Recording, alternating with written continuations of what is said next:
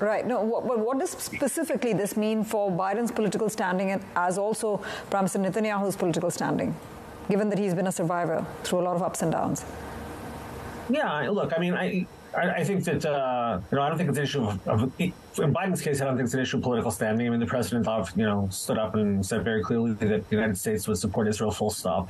I think that seems to be popular, certainly in Congress, even within Washington, notwithstanding the problem, as they discussed, of being able to move things through the Congress with no speaker in place right now. In the Israeli context, it's a little complicated. I think historically, Netanyahu has been seen as Mr. Security. People would, fall back on him and shift rightward when situations like this happen.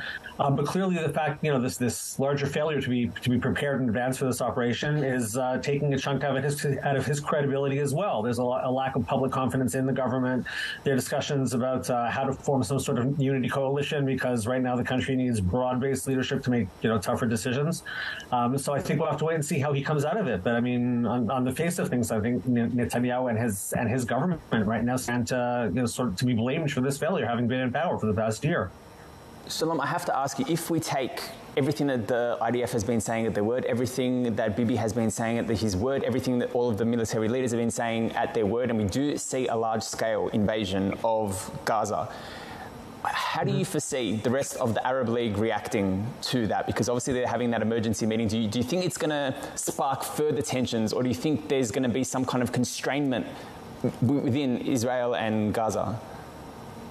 Well, look, I mean, obviously this is a tense time right now. It's not it's to be expected that people will circle their wagons. I think the magnitude of what happened here has had an impact as well. I mean, the combination between what had been an advancing normalization process and at the same time, again, I mean, we have a situation here where people have seen the pictures. This is a unique feature of contemporary warfare, guerrilla warfare. I mean, we have over 100 civilians, I guess, and soldiers as well in captivity in Gaza, including elderly grandmothers in wheelchairs and little children. I mean, that's not playing well.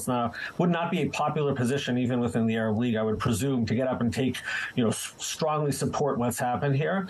I think at least in the immediate term, people will be standing by to see how this continues to play out. And the expectation is that there will be pushback. Israel will also be very sensitive to that, to global reaction and to make sure that they're able to accomplish operational goals in terms of setting back Hamas leadership or even dismantling, as they've said, and hoping that it doesn't go so far as to be able to create that backslide, which you imply that, people get up and say, that's it, we're taking a stand against Israel. Right now, I think, the IDF has the wind at its back.